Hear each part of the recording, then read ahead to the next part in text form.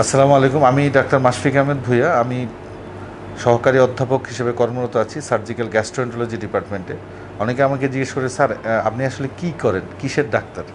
তাই আমি আসলে এন্ডোস্কোপিক সার্জন। এন্ডোস্কোপির মাধ্যমে সার্জারি করি, মানে হচ্ছে এন্ডোস্কোপি, কোলোনোস্কোপি, ইআরসিপি, এবং হচ্ছে যে এই এন্ডোস্কোপি কোলোনোস্কোপির মাধ্যমে অনেক সময় টিউমার কেটে নিয়ে আসি, অনেক সময় পাথর নিয়ে আসি, এবং হচ্ছে যে সাথে ল্যাপারোস্কোপিক সার্জারি, দুইটা একই সাথে, যেটা হাইব্রিড টেকনিক, অত্যন্ত আধুনিক পদ্ধতি। এই কাজগুলো আমি করে থাকি। আচ্ছা, আপনার আপনার মানে দেশের বাড়ি কোথায়? আমার দেশের বাড়ি হচ্ছে স্যার কুমিল্লা।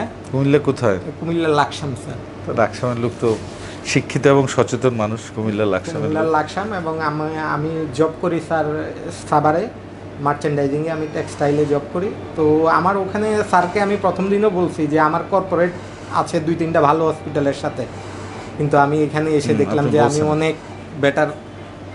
ওনার কিছু সমস্যা ছিল, এই জন্য উনি কোলোনোস্কোপি করতে আসছেন। ওনার মাঝে মাঝে পায়খানা একটু অসুবিধা হতো, পায়খানা করতে ব্যথা হতো, পায়খানার সাথে রক্ত যেত। আর কি কি সমস্যা হতো একটু বলেন তো? ইরেগুলার পায়খানা হইতো, অনিয়মিত পায়খানা হতো, কখনো 2-3 বার, আবার কখনো একবারও হইতো। একবার হতো। কখনো শক্ত হয়ে যায়, আবার কখনো নরম। সো এই ধরনের যদি কোনো অসুবিধা হয়, প্রথম কাজ হচ্ছে আপনাদের কোলোনোস্কোপি করে কোলন পরীক্ষা করতে হবে। তা আমরা ওনার আজকে কোলন পরীক্ষা করলাম। তো উনি কোলোনোস্কোপি নিয়ে খুব ভয়ঙ্কর রকমের ওনার অভিজ্ঞতা ছিল, একটু বলবেন আপনি? যে আসলে আমার মামানি একটা ক্লোনোস্কোপি করছে, তো ওনার যে এক্সপিরিয়েন্সটা আমি নিছি এতে খুব ভয়ঙ্কর ছিল আর কি। তো ঢাকার খুব নামি দামি একটা হসপিটালেই করছে উনি।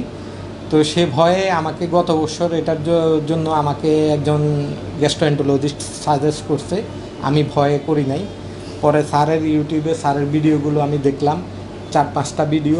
রোজার মাসে একটা ভিডিও ছিল এবং স্যার। যথারীতি বিশ্বাস করেন নাই? হ্যাঁ।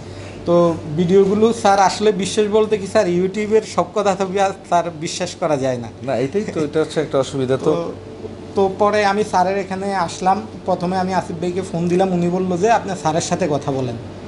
আসলাম, স্যার বললো যে আপনি শুধু প্রিপারেশনটা নিয়ে আসেন, এখানে বাকিটা আমি দেখবো ইনশাল্লাহ। স্যার কোনো ধরেন মানে এটা সাপোসিটারি ইউজ করতে যেই প্রবলেম ব্যথাটা আমরা পাই, এমন একটা ব্যথাই পাইছি আমি। মানে একটু টের পেয়েছেন আপনি? উনি একটু টের কোলোনোস্কোপি করার পেয়েছি। সময় সজাগ ছিলেন, উনি দেখছে কোলোনোস্কোপি করার সময়, আমাদের সাথে গল্প করছে, গল্পে গল্পে কোলোনোস্কোপি।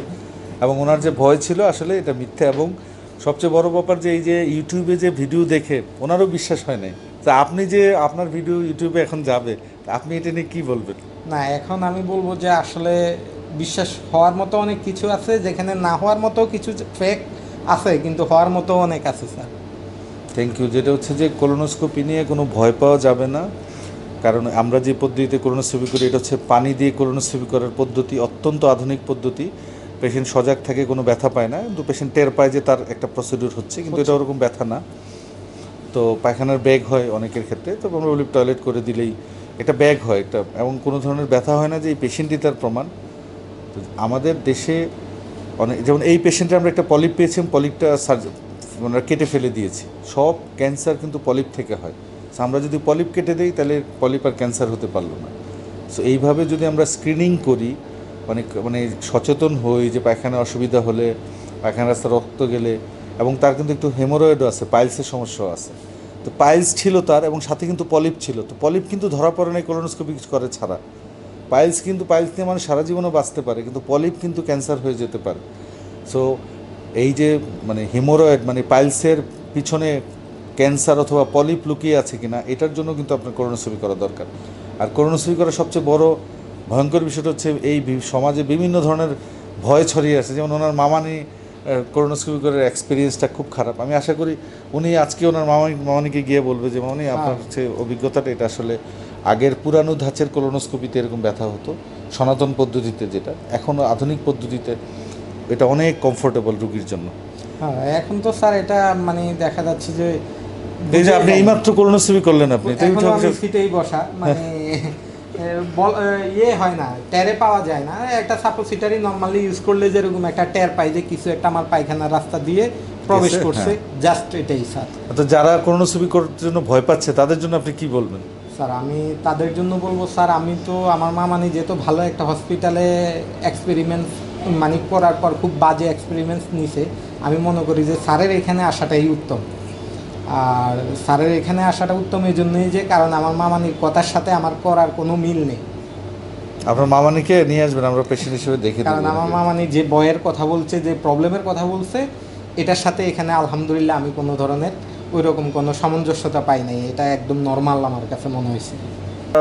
যে পদ্ধতিতে কোলোনোস্কোপি করে হচ্ছে একটা পানি ব্যবহার করি আমরা, পানি নর্মাল যে পানি, এবং হচ্ছে যে আমরা একটা বিশেষ ক্যাপ ইউজ করি, এবং এটা নিয়ে আমাদের একটা বইও আছে আমার লেখা এবং জাপানিজ সহ মিলে। এটা ইন্টারন্যাশনালি অ্যামাজনে পাবলিশড হয়েছে এবং বিদেশে 100টারও বেশি কান্ট্রিতে এই বই পড়তেছে। এবং এটা অত্যন্ত আধুনিক একটা পদ্ধতি, এবং বিদেশে সিঙ্গাপুর, মালয়েশিয়া, চেন্নাই এসব জায়গাতে আমি ইন্টারন্যাশনাল ফ্যাকাল্টি হিসেবে অনেকবার গিয়েছি এই পদ্ধতি মানে ডেমনস্ট্রেট করার জন্য। সো এটাও এই এই পদ্ধতির সবচেয়ে বড় বেনিফিট আমার পেশেন্ট নিজেই বলল যে এর আগে অনেক বেশি ব্যথা পেয়েছে, কিন্তু এই পদ্ধতিতে কোনো শুধু ব্যথা না, এই পদ্ধতিতে মানে খুব সঠিকভাবে পলিপ নির্ধারণ করা যায়। ওনার যে পলিপটা ছিল খুব অন্য সাধারণ পদ্ধতি হলে পলিপ দেখাই যেত না, কিন্তু এই পদ্ধতি যেহেতু পানি দিলে অনেক বেশি রেজুলেশন এবং মানে অনেক বেশি জুম বেড়ে যায়, এবং সেই ধরনের ক্ষেত্রে পলিপ শনাক্ত করা অনেক বেশি সহজ হয়।